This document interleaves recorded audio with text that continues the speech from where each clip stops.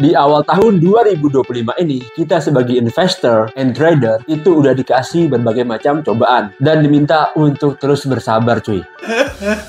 IHSG cenderung melemah ya, dan nilai transaksinya juga turun terus. Bahkan sampai ada yang bilang nih, IHSG sekarang lagi kekurangan likuiditas. Tahun lalu 2024 emang IHSG mencetak ATH ya, tapi lebih disebabkan karena kenaikan saham-saham konglomerat seperti grupnya Prajogo Pangestu, kayak saham brand dan cuan ya. Yang pegang cuan emang cuan banget kayaknya tahun lalu. Saham-saham backbone IHSG yang dulu dibilang saham blue chip ya, seperti Telkom ataupun yang lagi sekarang nih BBRI, nilainya turun terus cuy. Bahkan BBRI kemarin itu udah tembus support terkuatnya, sampai muncul slogan cuy, saham nyangkut juta umat. Baru minggu kedua nih, bursa saham kita udah banyak yang hopeless karena saham yang dibeli terus mencetak new low cuy. Makin nyungsep, nggak tahu nih kapan berakhirnya.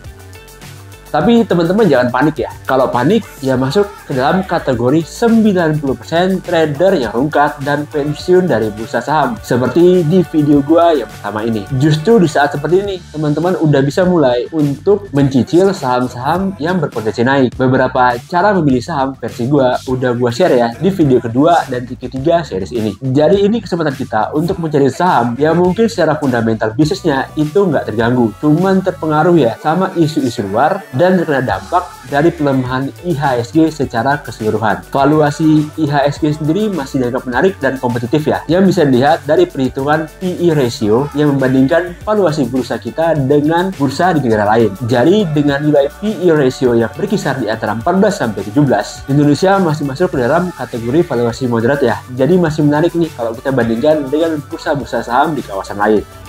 Mengapa IHSG dianggap kompetitif? Yang pertama, pertumbuhan ekonomi kita itu relatif tinggi ya. Indonesia diproyeksikan memiliki pertumbuhan ekonomi yang stabil di kisaran 5% per tahun. Lebih tinggi ya dibandingkan negara maju seperti US ataupun Uni Eropa. Nah, tentunya ini mendorong ya minat para investor untuk menanamkan modal di Indonesia. Alasan yang kedua nih, saham-saham yang ada di IHSG itu rata-rata berkinerja baik. Banyak perusahaan nih yang di sektor perbankan, consumer, dan telekomunikasi itu memiliki historical pertumbuhan laba yang solid yang membuat valuasi IHSG ini masih menarik. BBRI aja yang lagi riuh dibicarakan oleh banyak orang karena nilainya turun terus, itu laba bersihnya tahun kemarin masih bisa mencetak 15 triliun cuy.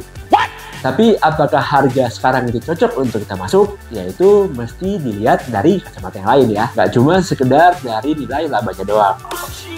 Nah, ini ada beberapa tips terutama untuk teman-teman yang baru mulai ya terjun ke dunia saham untuk berinvestasi secara aman di tahun 2025. Yang pertama, diversifikasi portofolio. Jangan hanya fokus pada satu sektor atau satu saham doang. Coba alokasikan dananya ke berbagai sektor untuk mengurangi resiko dari penurunan nilai sahamnya. Ingat, don't put your eggs on one basket. Memang kalau kita komparasi ya dengan orang yang all in nih di satu saham doang, mungkin potensi imbal baliknya lebih besar yang all in di satu saham. Tapi kalau mau lebih aman nih, dalam artian risikonya lebih terkontrol, teman-teman pilihlah jalan diversifikasi. Yang kedua, pilihlah saham yang fundamentalnya strong. Fokus pada saham-saham yang berkinerja baik, memiliki pertumbuhan laba yang stabil, dan manajemen yang transparan. Jadi jangan deh teman-teman untuk mulai trading atau investasi di saham-saham gorengan yang nilainya mungkin naik terus, tapi basic fundamentalnya, labanya, keuangannya itu minus cuy. Dan itu ada di bursa saham kita.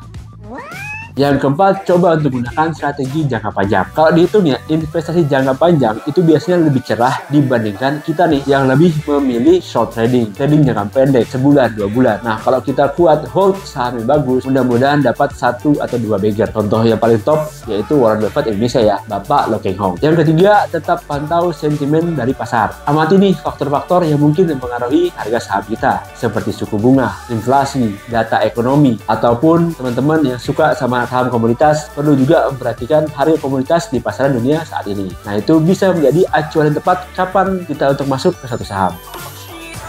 Nah, untuk membantu teman-teman menganalisa saham-saham yang berpotensi untuk cuan di tahun 2025, teman-teman bisa nih untuk memaksimalkan fitur-fitur yang ada di aplikasi Ajaib. Mulai fundamental, teknikal, sampai news, semua ada di dalam satu genggaman aplikasi ini aja. Dan asiknya lagi, semua fitur tadi bisa teman-teman nikmati secara gratis ya. Bener-bener deh, teman-teman bisa pakai ajaib untuk trading saham yang lebih stabil, lebih lengkap, lebih baik. Semua pokoknya bisa diajaib. Buat teman-teman yang mau nyobain asiknya pakai ajaib nih, link download udah gua taruh di deskripsi video ya. Dan jangan lupa untuk masukin kode pengangguran premium biar teman-teman bisa dapat tambahan reward dari ajaib. Terima kasih buat teman-teman yang udah pantengin nih series ini strategi trading saham dan kripto di tahun 2025. Semua pasti bisa diajaib. Semoga video-video di series ini bisa memberikan insight, terutama buat teman-teman yang baru terjun ke dunia saham ya. Sampai jumpa di series berikutnya. Salam pengangguran tapi premium.